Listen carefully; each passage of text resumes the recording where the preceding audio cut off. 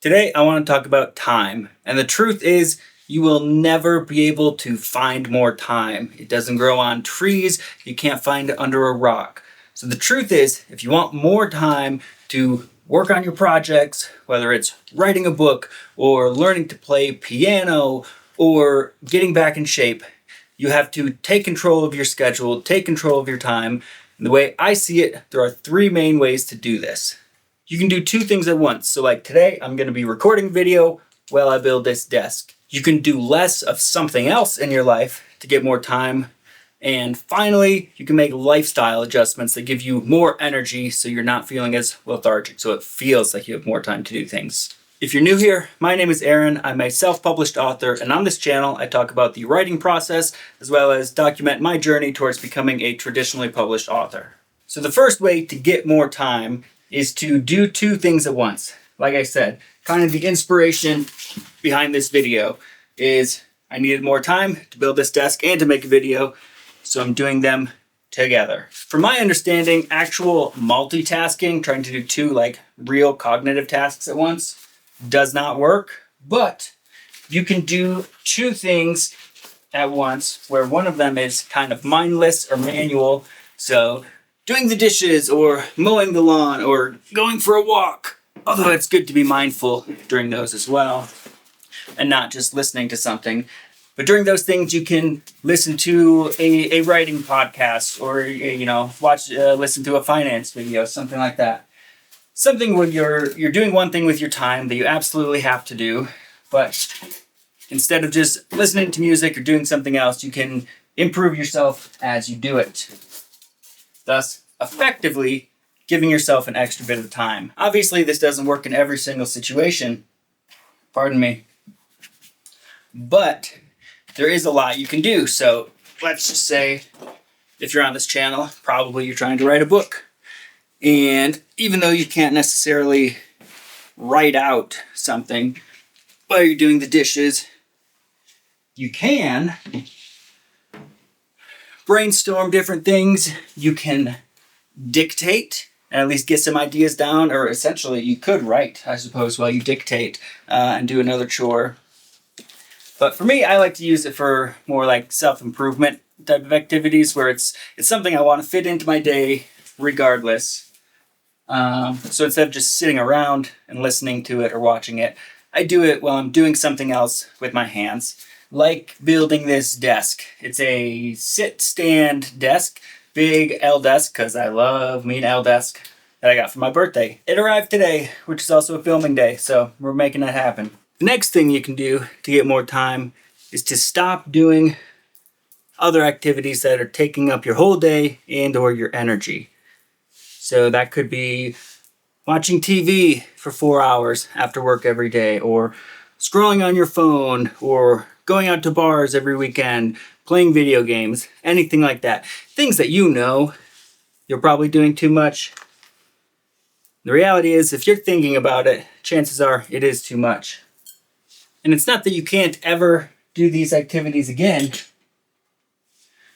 but realistically, if you want to make progress on something, and you keep saying, oh, I don't have the time, you should probably do an audit of the time and the activities that you're spending your day on. Because chances are you have the same 24 hours that everybody else has, and you're just not using it most effectively. And that's not to say you can't ever do these activities. You just need to be mindful of them and aware of how much time you are spending on them. So instead of doing Netflix every night after work, maybe pick a designated movie night or a designated binge TV day where you watch a couple of hours episodes of your favorite comfort TV, whatever. Similarly, instead of playing video games for a few hours after work every day, you make a decision with your time that you're only going to play it for a couple hours on the weekends. So then your new routine, the new habit that you get into is after work, after dinner, you work out, whatever, I don't know, probably should. Then spend some time with the family, do whatever. Then in your little bit of free time, you can work on your hobby, your passion, the project you're trying to move forward and you just can't yet. This approach does require you to be a little honest with yourself, which can be uncomfortable at times. And if you're just not sure, or you really want to find out how you are spending your time, do an audit. So take 3 days, 2 of them work days, 1 of them weekend, and pick an interval like every 10, every 15 minutes. Print out a little thing or keep a journal and write down what you're doing. Exactly, set a timer on your phone. Every 15 minutes, every 10 minutes, write down what you're doing. Doesn't matter what it is, and not in a full paragraph or anything like that. Just maximum 1 sentence, just a couple words. It could be brushing my teeth, getting ready in the morning, cooking. Don't eat. My cat likes to eat metal screws. It's a problem. After you do your 3 days of this, and then after you do your 3 days of this, kind of go back through and codify everything, put it into different groups. So commuting, working, leisure, hobby, blah, blah, blah, whatever, and they all kind of fall into naturally. Then you'll actually have a pretty good idea of how you're spending your time. And you can look at ways to combine things that you're doing, like in the first step we talked about, or to cut back on things that you shouldn't be doing. You should also try to make use of the micro moments throughout your day. So if you have a commute where you're not driving, or you're waiting in line for 5 minutes, every little thing like that, especially with writing, pull open your phone, type out a few sentences, type out this or that, because it all adds up to something. And at the end of the day, you can't find more time. You can kind of make some, but these little moments add up. You could end up with a couple hours a week of just little chunks put together. Finally, you have lifestyle changes. And this may or may not apply to you.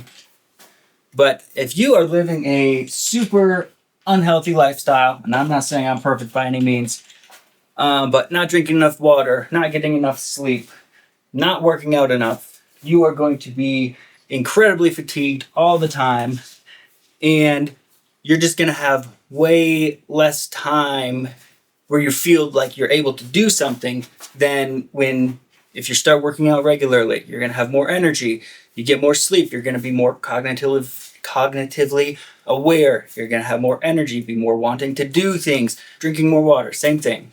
So then instead of getting home and being completely wiped out and exhausted, you're still feeling active and you want to do things. You want to work on your project. It could be a job that's draining you. So depending how serious you are about the project you're working on, try to find a different job where it might not exhaust you as much in the same way, where you're still able to cover your expenses. Of course, all these lifestyle and environmental changes too are a huge way to fight depression. So if you're dealing with that, you might not know it, but that could be why you're feeling unmotivated and lazy and low energy. Try these other things first too. You never know.